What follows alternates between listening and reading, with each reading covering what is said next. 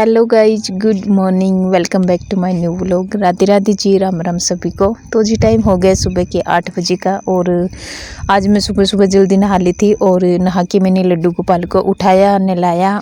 तो वही फिर मैंने की सुबह सुबह की पूजा और यहाँ पे वही मेरा छोटा वाला लड्डू गोपाल भी उठा हुआ है। तो गाइज आज 11 थी, तो 11 के दिन मम्मी का व्रत था, तो मम्मी चली गई थी नहाने के लिए और मैंने यहाँ पे पानी निकाल दिया और ये वाला कैंपर मैंने साफ़ सुथरा धो के और फिर मैंने ये वाला कैंपर भरा और यहीं पे रख दिया था। मैंने मम्मी को बोला, मैं कहा मम्मी आप उस वाले कैंपर से पानी मत पीना, दिन में आप पानी पियोगे तो ये कैंपर मैं अलग भर के रख रही हूँ, आप इसी से पानी पीना। क्योंकि मैंने मम्मी को इसलिए बोला था क्योंकि बच्चे उसमें ना जूठा वगैरह डुबो देते हैं, गिलास वगैरह, तो इतना तो सफाई रखनी पड़ेगी व्रत के दिन। तो ये वाला कैंपर जो है ये मैंने भर के रख दिया यहीं पे। तो आज चाय बनेगी तो इसी वाले कैंपर से ही बनेगी और मम्मी पानी भी पिएगी तो इसी कैंपर से ही पिएगी। तो गाइस यहाँ पे मैंने एक कैंपर भर के रख दिया और एक्स्ट्रा बाल्टी भर के निकाल ली क्योंकि इस पानी से मैं धोऊंगी लड्डू गोपाल के कपड़े। तो जी कैंपर भरने के बाद पापा ने बोल दिया चाय के लिए, तो मैं चली गई थी चाय बनाने के लिए और मम्मी भी नहा के आ गई थी। तो मम्मी के लिए मैंने चाय नहीं बनाई क्योंकि मम्मी सुन रही थी कथा और जब मम्मी कथा सुन लेगी उसके बाद फिर मैं मम्मी के लिए अलग से चाय बनाऊंगी। तो गाइस यहाँ पे मैंने चाय भी बना ली और ये कटोरी है पापा जी की और पापा इसी कटोरी में ही चाय पीते हैं।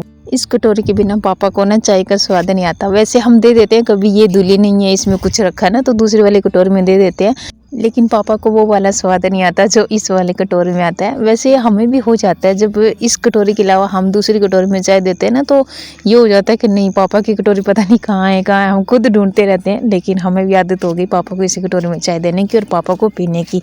तो गाइस यहाँ पे मम्मी सुन रही थी कथा और मैंने सोचा चलो आप सबको भी दिखा देती हूँ। तो मम्मी ने 2 व्रत बोल रखे थे जब मम्मी की सास यानी कि सुरेंद्र की दादी एक्सपायर हुई थी उस टाइम, क्योंकि वो न तो जिंदा थी और नहीं मतलब उनकी मौत हो गई थी। तो वो बीच बीच में थी, तो मतलब बोलते ना कि ये ग्यारस वगैरह बोल दो ताकि उनके प्राण अच्छे से निकल जाए। तो तब उस टाइम मम्मी ने ये बोली थी 2 ग्यारस। तो पहले पिछली वाली मैंने करवा दी थी मम्मी से और इस बार मम्मी ने कर ली। तो मम्मी की 2 ग्यारस बोली हुई थी, उसके मम्मी ने कर लिए वही व्रत पूरे। और यहाँ पे मैंने डाल ली चाय और साथ में स्वीटी ने भी अपनी चाय ले ली। तो गाइस यहाँ पे स्वीटी की और मिष्टी की चाय है और सुरेंद्र ने भी बाहर ले ली थी चाय और स्वीटी कह रही मम्मा सच में चाय बहुत टेस्टी बनी है। तो यहाँ पे मैंने रख दिया वही बर्तन और बर्तन साफ करने के बाद फिर मैंने धोए इतने सारे लड्डू गोपाल के कपड़े और बिस्तर और रजाई और साथ में बर्तन, क्योंकि रात को बर्तन हम धो के रख देते हैं लेकिन सुबह उठते मैं एक बार फिर से सारे बर्तन वॉश करती हूँ। तो जी यहाँ पे मम्मी ने कथा भी सुन ली थी और सूर्य को जल भी दे दिया और अब बन रही है वही मम्मी के लिए चाय।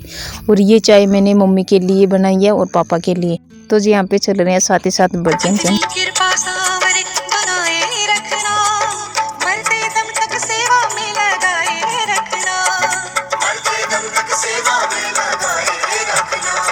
तो जी चाय बन गई है और दोनों कटोरी मैंने ले ली, एक फिर से वही पापा की कटोरी और साथ में मम्मी की। तो यहाँ पे दोनों बच्चे भी आ गए थे। मैं कह रही हूँ नहीं, मैंने सिर्फ बाबा के लिए और माँ जी के लिए चाय बनाई है, लेकिन फिर भी बच्चे मांग रहे थे। तो मम्मी कह रही नहीं मैं थोड़ा सा तो उनको चाय दूंगी, मुझे खुद स्वाद नहीं आएगा नहीं तो बच्चों को नहीं दूंगी। तो फिर मैं मम्मी को कह रही मम्मी आप इसने अभी चाय पिया, आप इसको रहने दो। लेकिन फिर भी मम्मी ने थोड़ी थोड़ी दोनों बहनों को ज़बरदस्ती दे ही दी।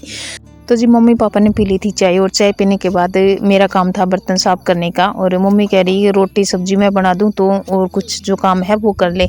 तो मैंने यहाँ पे वही बर्तन भी साफ कर लिए और इतने सारे हैं मेरे कपड़े, तो ये मैं कपड़े वॉश करूँगी। तो चलिए जी कपड़े भी वॉश हो गए, अब बारी है इनको सुखाने की। तो गाइस कपड़े रोज़ ही इतने हो जाते हैं। तो घर में छोटा बच्चा आप सबको पता ही है बार बार सुसु करता रहता है। जब एक बिस्तर पे सीमान से 2 से 3 बार सुसु कर देता है तो उसको मैं वॉश कर देती हूँ, नहीं तो बच्चे का ना इन्फेक्शन होने का डर रहता है उसी पे अगर लेटा रहता है। तो ये बिस्तर भी मैंने वॉश कर दिया और गाइस इतने सारे कपड़े धो के और मैंने सुखा दिए धूप में। आप क्या कर रहे हो? ये खिड़की खोल रहे हैं। गाइस ये बंद कर रखी थी पहले, लेकिन ये जो छेद सा करवा रखा था शुरू से ही जब ये मकान बनाया था। तो अब ठंडी ठंडी हवा आएगी इस साइड से। ये कर रहे हैं तो डैडी यहाँ से ठंडी ठंडी हवा आएगी। ये देखो फ्रेंड मेरी स्कूटी और मिचू की लकड़ी की काठी। हॉर्स बैग और हॉर्स। और मिचू तो अपनी बैग लाई है और मैं अपनी स्कूटी लाई है सामान लेने के लिए। छिपकली तो नहीं घुसेगी इसमें।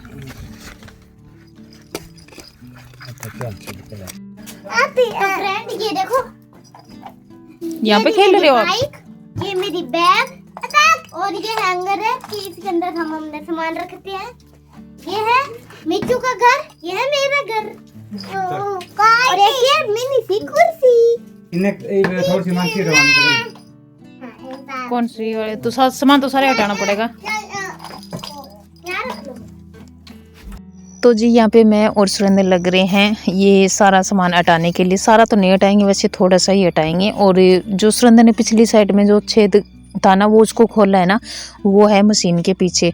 तो ये मैं इनको करे कूलर वगैरह हटा देते हैं और इनको सही सेट लगा देते हैं। तो ये कह रहे हैं कूलर तो अभी चलाना है नहीं, गर्मी आएगी तभी चलाना है, तो हम बाद में ही सेट कर लेंगे। एक बार तुम ऐसे करिए, जो बिस्तर है ये उस वाले खाट पे रख दे। तो मैं यहाँ पे पापा वाले खाट पे सारे बिस्तर रख रही थी, क्योंकि ये जो खाट है ना ये हमें थोड़ी सी इधर खिसकानी है, ताकि वो जो मशीन लगी है वो साइड करके, और अंदर की साइड में भी उस छेद पे सीमेंट लगा रखी थी ना, तो वो हटानी है और उसके बीच में से ईंट भी निकालनी है। तो जी वो काम हमारा हो गया था और अब मैं लग गई थी बाहर वाले काम में। तो आपने मेरा पीछे व्लॉग में देखा चूल्हा मैंने बनाया था गाइस, सच में बहुत ही बढ़िया बना था और मेरे पास कमेंट भी आया था, उसके लिए थैंक यू सो मच। आप सबको भी अच्छा लगा मेरा चूल्हा। और मैंने बहुत सालों बाद बनाया था गाइस वो तो, लेकिन आज मैं बना रही हूँ मंदिर। तो यहाँ पे मैंने ईंटें ले लिया, पहले मैंने चबूतरा सा बना लिया था ईंटों का, और उसके ऊपर ये जो मिट्टी का और उसका जो टूड़ी वाली जो रेत है उसका मैंने बना लिया था। ये घोल के बिल्कुल वैसे ही आटे की तरह, आप समझ जाना गाइस।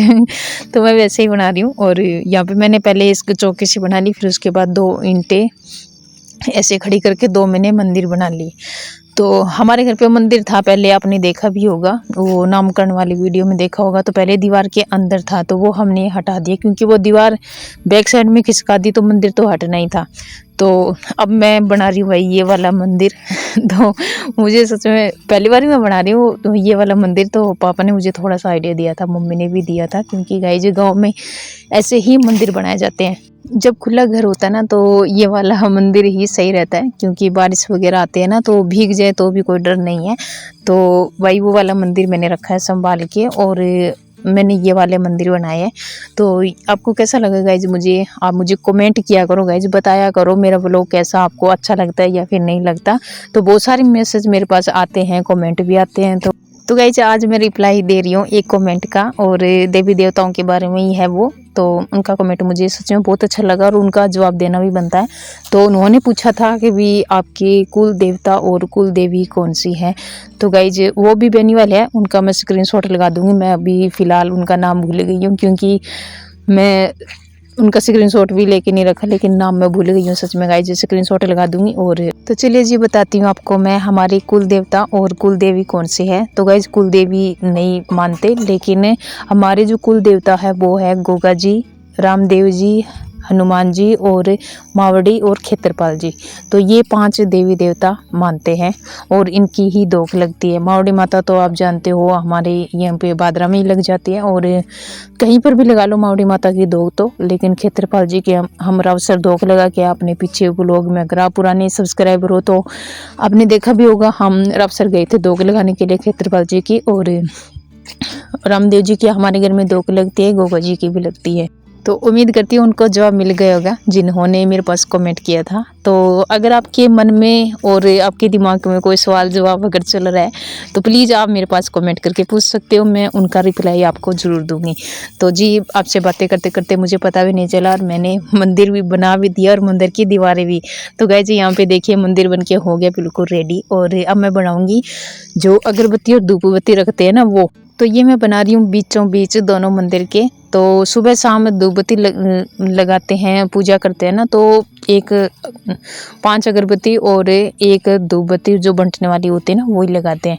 तो यहाँ पे मैंने बीचों बीच लगा दिया ताकि सभी देवी देवताओं की यहाँ बीच में आ जाए। तो मम्मी यहाँ पे देख रही थी मेरी कारीगरी, और यहाँ पे मैंने सीटी से ले ली वही सिंक। और ये आप देख सकते हो शिवलिंग जैसा डिजाइन मैंने कुछ इस तरह से बनाया है। और इसके अंदर लगा दिया मैंने ये इसकी झाड़ू की सिंक, और बीच में छेद करके लगा दिया ताकि ये सूख जाए ना तो इसके अंदर छेद बना रहे, जो वो अगरबत्ती लगाएंगे ना तो भी इसके अंदर सही से लग जाएगी, और धूप बत्ती भी बंट के लगाएंगे ना तो भी इसके ऊपर हम आराम से इसको रख सकते हैं।